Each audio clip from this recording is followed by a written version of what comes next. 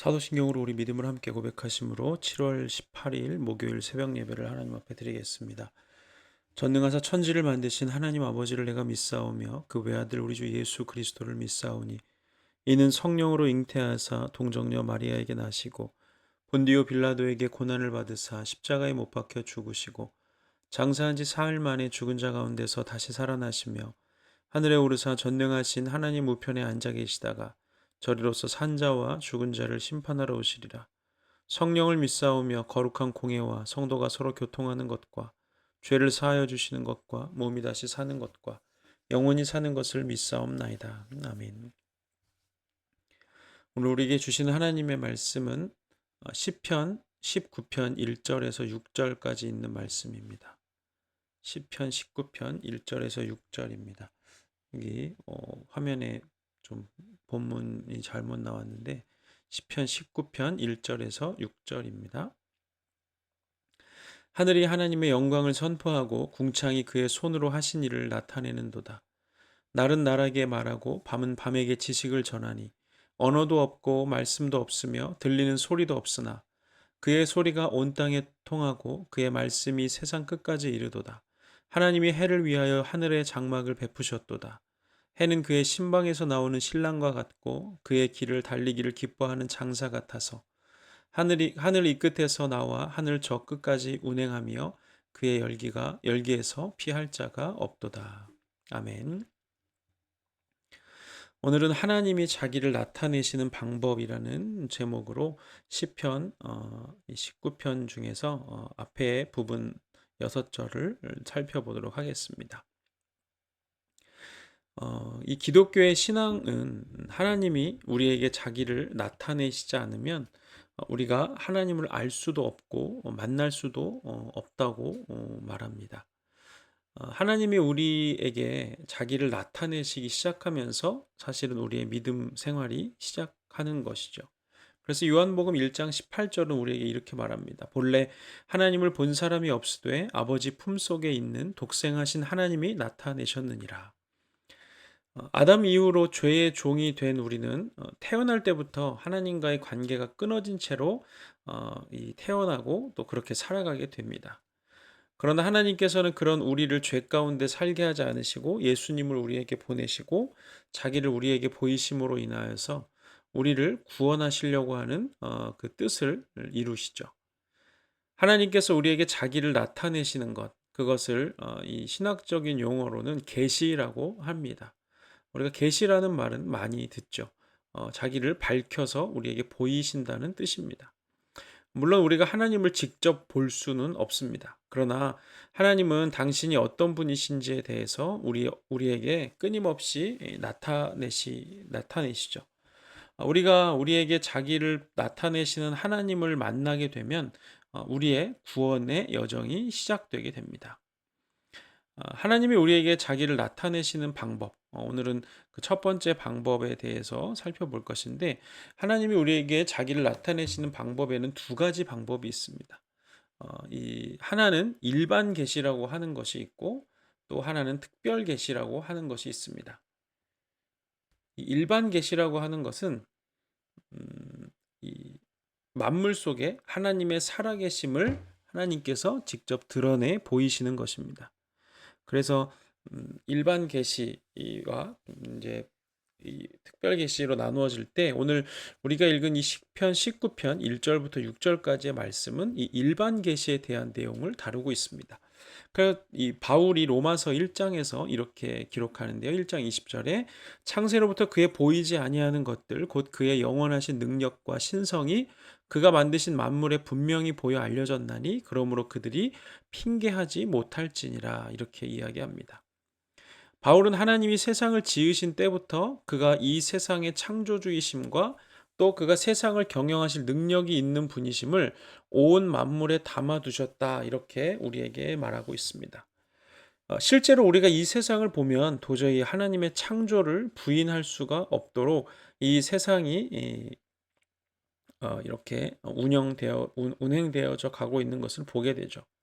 우리가 너무 커서 우리 눈으로 확인할 수 없는 우주에서부터 시작해서 또 너무 작아서 우리 눈으로 확인할 수 없는 그 미세한 세포와 또 미생물 이런 것들까지 모든 것이 누군가 디자인해 놓지 않고서 우연히 생겨났다고 하기에는 도저히 믿을 수 없는 그런 질서정연함이 온 세상을 움직이고 있습니다.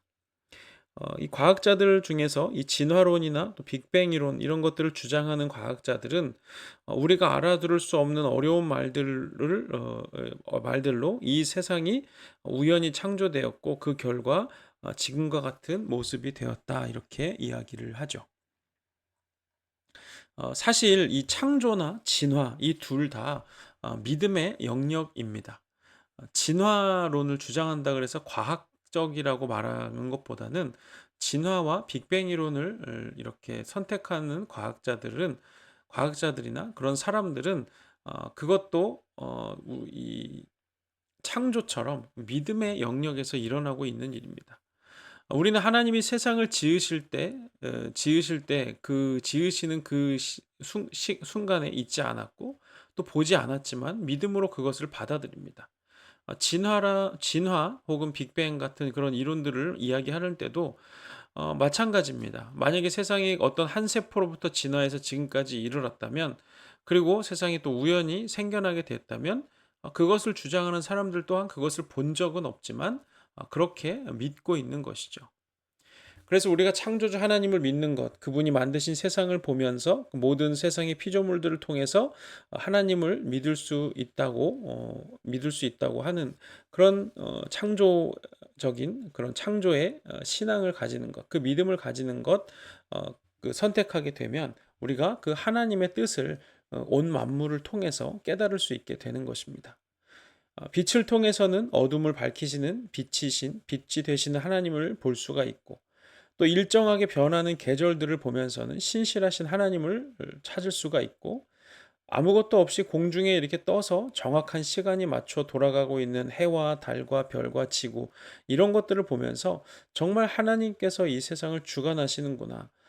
또 이 모든 것을 나를 위해서 지으셨구나 하는 것을 깨닫게 된다는 것이죠.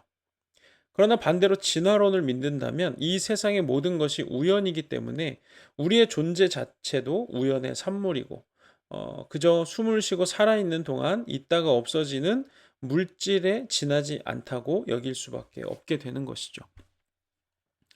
내 존재가 특별한 목적과 가치를 가지고 지어졌다고 믿으면 그것을 위해서 살아가는 것과, 또 아무 의미 없이 우연히 숨을 쉬고 있다가 사라지는 물질이라고 믿으면서 그렇게 살아가는 것 중에서 우리는 하나를 믿고 선택하고 믿고 살아갈 수밖에 없다는 것입니다. 그래서 세상은 두 가지 삶의 방식이 있습니다. 하나는 하나님을 인정하고 하나님이 나를 창조하시 세상과 나를 지으신 분이시고 창조주 하나님이시고, 거기에는 분명한 목적과 이유와 가치가 있다고 믿는 삶과, 또 다른 하나는 그냥 아무 의미 없이 우연히 생겨나서 우연히 살다가 또 우연 속에서 죽는 그런 어 믿음을 가지고 그 방법을 따라서 살아가는 방식이 있는 것이죠. 그런데 인간은 자기 존재에 대한 분명한 정체성과 목적이 없이는 살아갈 수가 없는 존재입니다. 왜냐하면 인간은 다른 피조물들이나 짐승들과는 다르게 영혼이라고 하는 것을 가지고 있기 때문입니다. 전도서 3장 11절은 우리에게 이렇게 말씀합니다. 하나님이 모든 것을 지으시되 때를 따라 아름답게 하셨고 또 사람에게는 영원을 사모하는 마음을 주셨느니라. 그러나 하나님이 하시는 일에 시종을 사람으로 측량할 수 없게 하셨다. 이렇게 이야기합니다. 이 개나 고양이와 같은 동물들은 삶에 어떤 의미를 부여하지는 않습니다. 요즘 사람들이 하도 이 개나 고양이를 키우면서 그걸 사람처럼 대하니까, 집에 개나 고양이가 혼자 있거나 누워 있거나 그러면 얘가 우울증이 걸렸나? 외롭나? 그렇게 생각을 하지만, 사실 동물들은 그저 하루하루 먹고 자고 싸면서 그냥 같은 시간 속에서 쳇바퀴처럼 살아갑니다. 그리고 그것이 무의미하다든지 지루하다든지 이렇게 느끼지 않는 것이죠. 그러나 사람에게는 하루라는 시간의 흐름이 동물들에게처럼 그저 먹고 자고 싸고 이런 시간 이상의 가치를 가지고 있습니다. 사람에게는 어제와 오늘과 내일이라는 것이 존재하고, 그 시간의 흐름 가운데 살아가면서 삶의 목적을 발견하지 못한다면 살아있는 이유가 없기 때문에 이 인생의 회의적이 되거나 또 우울증 같은 것을 겪게 되죠. 그래서 이 일반 계시인 만물을 통해서 자기를 나타내시는 하나님을 믿지 않게 되면 내 삶을 스스로 짐승과 같이 여기면서 그냥 먹고 자고 그렇게 살아가는 것이 인생이라고 생각하게 됩니다. 그래서 진화론과 같은 과학 이론에서는 인간이라는 존재를 물질로만 분석하기 때문에 다른 짐승들과 우리가 다를 것이 없다. 그런 신체 구조를 가지고 있고, 그래서 우리의 조상이 원숭이라고 말하는 것입니다. 그렇게 믿기 때문에 이 세상에서 잠깐 있다가 없어질 것들을 위해서 몸부림치면서 살아갈 수밖에 없는 것이죠. 다른 짐승들처럼 그냥 주는 것을 먹는 게 아니라 그래도 더 좋은 거, 더 행복한 것이 뭔지를 인지할 수 있기 때문에 더 맛있고 더 좋고 더 아름다운 것들을 추구하면서 살아가기는 하지만, 내 인생 자체에 궁극적인 목적이 없기 때문에 그 모든 것들도 결국엔 궁극적인 목적이 아니라 순간적인 행복과 쾌락을 추구하는 그쪽으로 살아갈 수밖에 없게 된다는 것이죠. 그래서 바울이 디모데에게 이렇게 교훈을 합니다. 디모데전서 4장 7절에 보면 망령되고 허탄한 신화를 버리고 경건에 이르도록 내 자신을 연단하라, 이렇게 이야기하죠. 여기서 망령되다는 말은 헬라어로 그리오데스라고 하는 그런 단어를 사용하는데 어리석다는 뜻입니다. 그러니까 망령되다는 말이 어리석다는 뜻이고, 허탄하다고 하는 말은 베벨로스라는 뜻으로 사악하다, 이런 의미를 가지고 있습니다.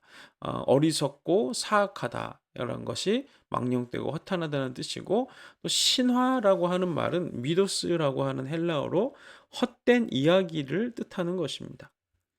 그러니까 바울이 디모데에게 망령되고 허탄한 신화를 버려라 이렇게 말하는 것은 어리석고 사악한 헛된 이야기를 버리라는 거예요.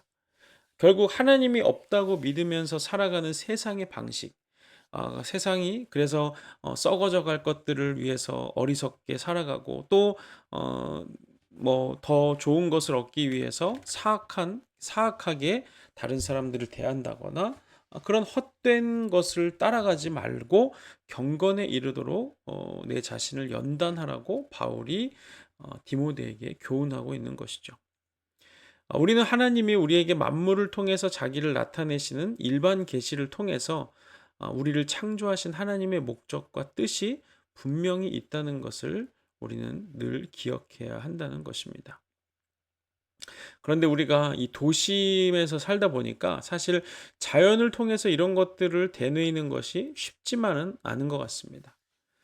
혹시 우리들 중에서, 오늘 말씀을 듣는 분들 중에서 내가 왜 살고 있지? 내가 뭐 때문에 숨을 쉬고 있지? 하는 것에 대한 이 의심과 또 회의감이 든다면, 잠깐 여러분들이 하던 일을 멈추고 또 가던 길을 멈추고 온 세상을 나를 위해서 지으신 하나님을 향한 믿음을 점검해 볼 수 있기를 바랍니다.